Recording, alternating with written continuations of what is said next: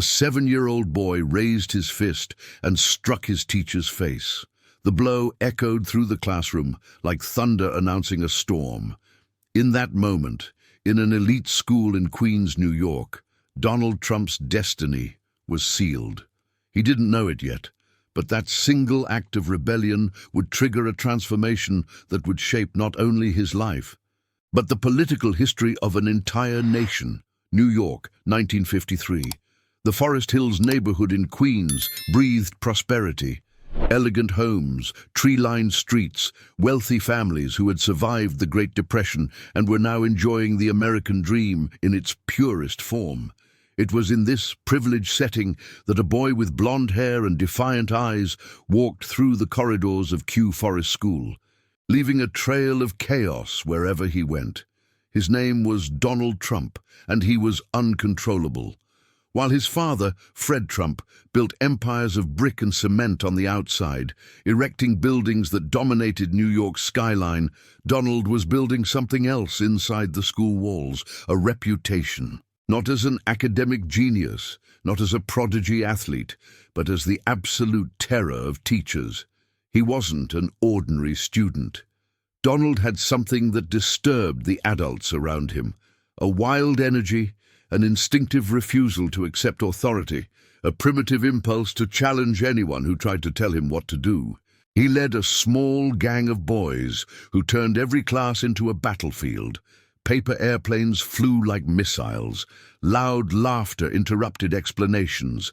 Chaos was the norm, and Donald was the conductor of this symphony of disorder. Teachers tried to control him. But how do you control a hurricane? Complaints began piling up on the principal's desk. Donald Trump was accumulating detentions at an alarming rate. So much so that the other students created a cruel and accurate nickname, DT. Not just for his initials, but for detentions, the endless disciplinary punishments he collected like trophies. But nothing, absolutely nothing, prepared the school for what would happen in the music room. It was an ordinary afternoon. Sunlight streamed through the tall windows, illuminating the black piano that dominated the room. Professor Charles Walker was trying to teach basic musical notes to a second-grade class. He was a patient, dedicated man who sincerely believed in the transformative power of music. But that day, he would face something no pedagogical training could have prepared him for. Donald was restless. More than usual. There was something about Professor Walker that deeply irritated him. Decades later, as a brash billionaire, Trump would write in his book, The Art of the Deal, with brutal honesty. He thought Walker didn't know anything about music. In the mind of a 7-year-old boy, this conclusion was enough to invalidate all the authority of the adult in front of him. The tension in the room began to grow. The teacher asked for silence. Donald kept talking. The teacher raised his voice. Donald raised his too. It was a psychological tug-of-war, and neither was willing to give in. And then the unthinkable happened. In an elite school, where privileged children learned good manners and social etiquette, where civilized behavior was the most valuable currency, little Donald Trump did something that crossed every imaginable line. He lunged at the teacher. His small, closed fist flew through the air and struck Charles Walker's face. The silence that followed was deafening. The other children froze. The teacher stumbled backward, his hand instinctively rising to cover the eye that was beginning to swell. Donald stood there, his chest rising and falling rapidly, his fists still clenched, without a hint of regret in his cold blue eyes. Even early on, I had a tendency to stand up and make my presence felt, Trump would write years later, with a disturbing neutrality, like someone describing an inevitable genetic trait. Years later, Charles Walker would downplay the incident, claiming it was just a push, not a punch. But the legend was already written. The story of the boy who knocked out the music teacher spread through the school like wildfire. And Fred Trump, the family patriarch, received the news like someone receiving a terminal diagnosis. Fred Trump was a man molded by rigid Germanic principles. He had built his empire with military discipline, waking before dawn, working until exhaustion, never accepting excuses or weakness. For Fred, the world was divided into two categories: winners and losers.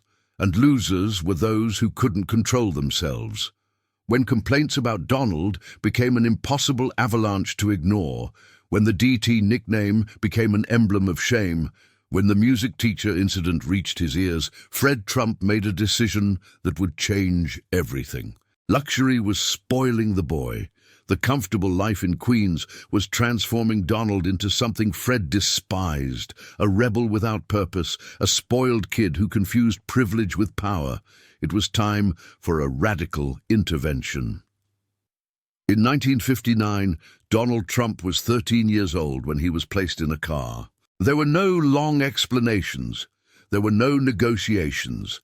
Fred Trump wasn't the type of father who debated decisions with children. He simply announced the verdict, and the verdict was final. The hour-and-a-half drive north of New York was made in silence. Donald looked out the window, watching the urban landscape give way to dense forests and rolling hills. He didn't know exactly where he was going, but he knew his life was about to change irrevocably. When the car finally stopped, Donald raised his eyes and felt a chill run down his spine. Before him rose iron gates that seemed to have been forged to prevent escapes, not to welcome. Grey stone walls rose like prison walls. A shining metal sign announced New York Military Academy. There were no more silk sheets. There were no more servants attending to his whims.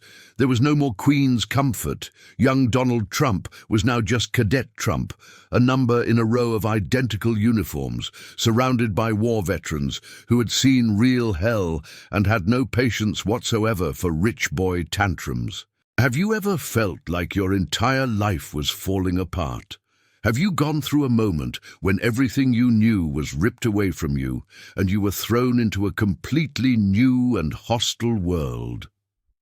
Leave it in the comments if you've ever lived through a radical transformation like this, because what happened to Donald Trump at that military academy wasn't just a change of address. It was a death and a rebirth.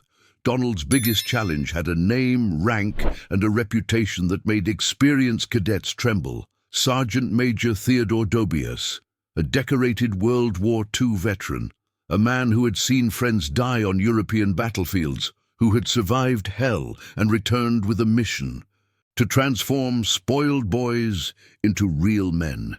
Dobius had a simple and brutal method. He broke you first, completely. He destroyed your ego, your arrogance, your illusion that you were special. And then, from the broken pieces, he built something new, something stronger. For Donald Trump, accustomed to challenging authority, accustomed to winning through direct confrontation, Dobius was an impossible enigma to solve. When Donald raised his voice, Dobius simply stared at him with those cold war veteran eyes. And Donald felt something he had never felt before: genuine fear. When Donald tried to rebel, Dobius applied punishments that made Q Forest's detentions seem like luxury vacations. But Dobius wasn't just cruel. He was strategic. He saw something in Donald Trump that even the boy himself hadn't seen yet: raw potential for leadership. The problem was that this potential was covered by layers of purposeless rebellion, misdirected aggression, uncontrolled ego. And it was there, under the relentless pressure of that military environment, that Donald Trump had an epiphany that would change his life forever. If he couldn't fight against the system, he would dominate it from within. The transformation wasn't instantaneous. It was painful. It was humiliating. But it was real. The boy who punched music teachers began waking before dawn to polish his boots until they shone like black mirrors. He learned to make his bed with corners so perfect you could bounce a coin off them. He mastered the art of military marching, his steps synchronized with Swiss watch precision. But the real transformation wasn't in the polished boots or the straight posture. It was in the fundamental understanding of how power really works. Donald discovered that the aggression he had always had, when channeled through discipline, when directed by strategy, when dressed in the uniform of hierarchy, didn't disappear. It transformed into leadership. He began climbing the academy's hierarchy. First platoon leader, then company leader. He dominated the other cadets no longer through chaos, but through command. The same boys who might have hated him at Kew Forest now followed him voluntarily, because Donald had learned something crucial. People follow strength, but only when that strength is organized. When it has purpose, when it's dressed in the clothes of institutional legitimacy. In his final year at the New York Military Academy, the Queen's Rebel had completely disappeared. In his place was something new, something more dangerous because it was controlled, the captain of cadets. Donald Trump was no longer the boy who fought against the system. He was the system. He became captain of the baseball team, an elite athlete who dominated the field with the same intensity he now dominated the cadet ranks. He accumulated medals and honors. He transformed his reputation from uncontrollable rebel to respected leader. But more important than all of this, he internalized a lesson he would carry for life. Graduation day arrived, bathed in the golden sun of a spring morning in New York. Hundreds of people gathered in the stands to watch the cadets' final parade. Fred Trump was there, sitting in the first row, his eyes fixed on the son he had sent to that place 4 years earlier. When the cadets began to march, it was Donald Trump who led the formation. His uniform was impeccable. His boots reflected the sunlight like mirrors. The medals on his chest sparkled with each precise step. He was no longer the uncontrolled boy who punched teachers. He was the commander, and everyone else followed his steps. As he passed the main platform, Donald turned his head with military precision and met his father's eyes. And in that moment, father and son shared a silent understanding. Fred Trump had bet on discipline to tame his son's rebellion. And he had won. Or had he? Because what Fred Trump didn't know, what no one in those stands could have predicted, was that Donald hadn't been tamed. He had been forged. The rebellion hadn't disappeared. It had been refined, transformed, channeled. The boy who refused to accept authority had learned something much more dangerous: how to become the authority. Decades later, when Donald Trump would stand on the Capitol steps as the 45th President of the United States, when he would challenge established political norms, when he would refuse to follow traditional protocols, when he would govern by combative instinct instead of diplomatic consensus, the seeds of that personality were already there, planted in that music room in 1953 and cultivated on the Military Academy training grounds. The story of the punch to the teacher wasn't just about a problem child.